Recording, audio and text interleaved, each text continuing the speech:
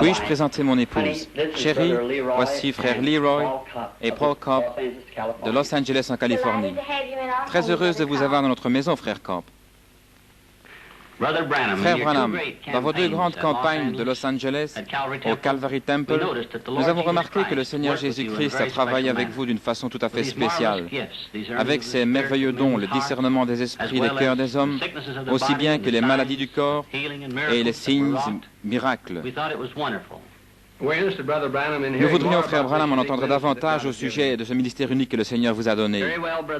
Très bien, frère Cobb. Commençons depuis le début. Je suis né dans l'est du Kentucky, dans une petite cabane de bois, près de Burkesville au Kentucky. Le matin de ma naissance, mes parents m'ont dit qu'une lumière est venue dans la pièce et est restée suspendue au-dessus de moi. Les gens de ma famille n'étaient pas très religieux. Ils n'allaient pas à l'église. Bien sûr, cela a causé pas mal de troubles parmi eux. Cela m'a suivi tous les jours de ma vie. Récemment, ils en ont pris une photo dans le monde scientifique, comme c'est montré ici. Vous êtes probablement familier avec cette photo. Il a été prouvé par la science que c'était le seul être surnaturel qui a été scientifiquement photographié. À mon opinion, c'est le même ange de Dieu qui a suivi les enfants d'Israël d'Égypte en Palestine. Vous savez en tant qu'érudit vous-même que l'ange de l'Alliance n'était nul autre que notre Seigneur Jésus-Christ. Et ici sur la terre, manifesté dans la chair, il n'a pas proclamé être quelqu'un de grand. Il a dit le Fils ne peut rien faire, à moins que le Père ne lui montre. Dans Saint Jean, au 5e chapitre, peut-être en avez-vous connaissance de cette écriture, Jésus est passé par cette fameuse piscine de Bethesda. Il a trouvé beaucoup d'infirmes là, des aveugles, des estropiés et paralysés, attendant le mouvement de l'eau. Il est étrange qu'il ait seulement exercé son ministère envers une seule personne. Mais si vous remarquez, il savait où se trouvait cette personne. Le Père lui avait montré. Il a guéri celui-ci. Peut-être n'était-il pas estropié. Il était simplement couché sur une palette. Mais Jésus l'a guéri. Ensuite, plus loin dans le chapitre, nous trouvons au verset 19 qu'il était interrogé par les Juifs. Peut-être serait-il interrogé aujourd'hui. Pourquoi Dieu, passant dans un endroit où se trouvaient tous ces gens paralysés, estropiés et aveugles, et ne les guérit-il pas tous? Mais ici, je cite ses paroles. Il a dit, en vérité, je vous le dis, le Fils ne peut rien faire de lui-même, si ce n'est ce qu'il voit faire au Père. Ceci, le Fils le fait pareillement. C'est pourquoi, selon ses propres mots, son ministère était basé sur des visions de son Père. Il n'est pas étrange alors que son ministère s'accomplisse comme il l'a promis à ses disciples. Les choses que je fais, vous les ferez aussi, et même de plus grandes, car je m'en vais vers mon Père. Il a dit encore un peu de temps et le monde ne me verra plus. Mais vous me verrez, car je serai avec vous et même en vous jusqu'à la fin du monde. Jésus-Christ, le même hier, aujourd'hui et éternellement. Je crois que c'est une confirmation dans ces derniers jours de la résurrection de Jésus-Christ, vivant parmi son peuple, accomplissant les mêmes signes et miracles qu'il a fait quand il était ici sur la terre. À l'âge de 7 ans, nous avons déménagé du Kentucky en Indiana, sur la route un peu plus haut d'où nous habitons maintenant.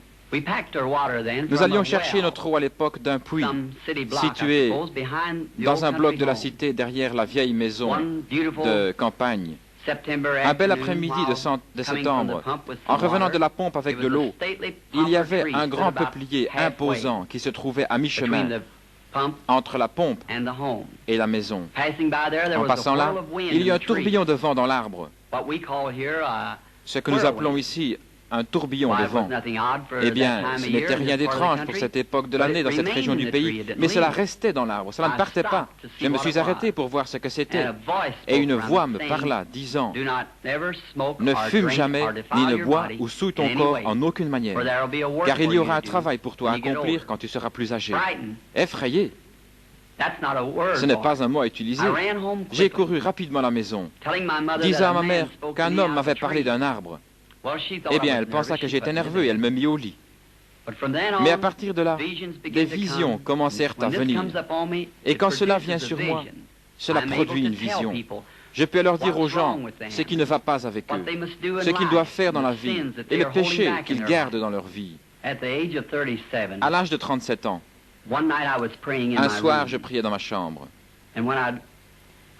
Quand je suis relevé, j'ai remarqué qu'il y avait une lumière sur le sol.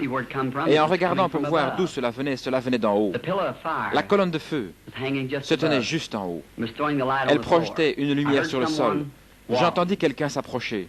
Je regardai qui venait dans la chambre. Un homme entra dans cette lumière. Une figure humaine.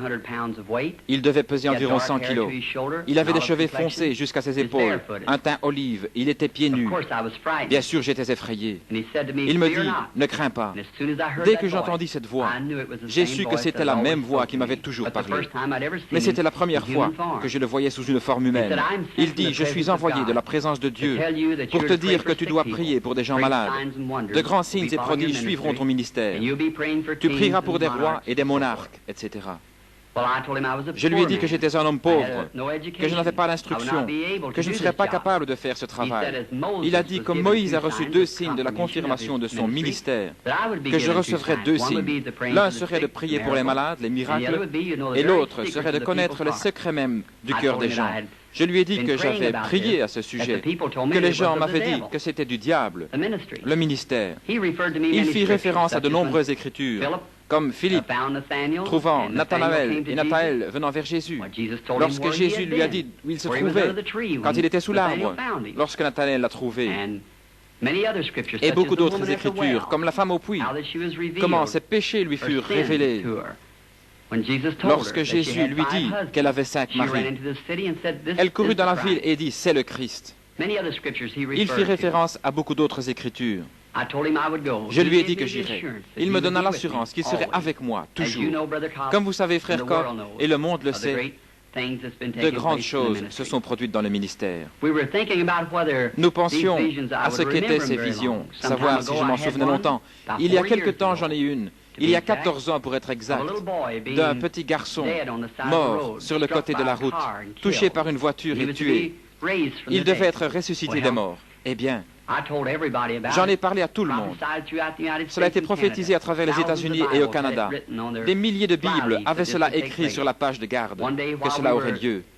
Un jour, alors que nous avions une campagne dans les pays scandinaves, nous étions en Finlande, venant de Kuopio, et il y avait un groupe de personnes rassemblées sur le bord de la route. Ils étaient penchés sur une espèce de forme. Nous sommes sortis pour regarder, et voilà, c'était le petit garçon. Toute la scène était exactement ce qu'elle m'avait été montrée. J'ai dit à frère Moore, regarde dans ta Bible, et voici ce n'est pas cette scène. Oui, dit-il.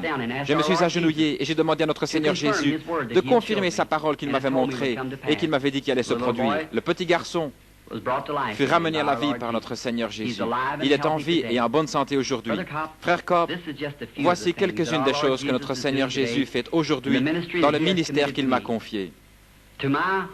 À mon humble opinion, c'est pour confirmer sa parole qu'il a promis qui arriverait en ce jour. Nous le voyons se produire aujourd'hui. Maintenant, en ce qui concerne les campagnes en Israël, frère Cobb, je serais très heureux de servir notre Seigneur en Israël. Je crois que mon ministère sera très efficace pour les Juifs, parce que, comme le dit l'Écriture, les Juifs cherchent des signes, les Grecs la sagesse. Nous croyons que beaucoup de Juifs et beaucoup de personnes là-bas dans la Terre Sainte arriveront à croire que le Seigneur Jésus-Christ est le Messie lorsqu'ils verront un chrétien accomplissant la prophétie de Joël dans l'Ancien Testament. Oui, frère Cobb. Je suis certain que vous vous référez à la prophétie de Joël dans l'Ancien Testament, Joël 2, 28, comme il a prophétisé, disant que dans les derniers jours, il déverserait son esprit sur toute chair. Les fils et les filles prophétiseraient, les hommes âgés auraient des rêves et les jeunes hommes auraient des visions. Eh bien, frère Branham, je pense que nous allons devoir dire au revoir pour aujourd'hui. Cela a été un grand plaisir pour nous et très édifiant. Nous devons y aller. Nous vous verrons, Dieu voulant, à Chicago dans quelques jours. Eh bien, messieurs, cela a été un plaisir de vous avoir à la maison ce soir. Nous prierons ensemble pour le succès de la réunion de Chicago. Et par la grâce de Dieu, j'espère vous rencontrer là dans quelques jours. Voudriez-vous une tasse de thé? Oh, merci beaucoup, Sir Branham. Merci, chérie.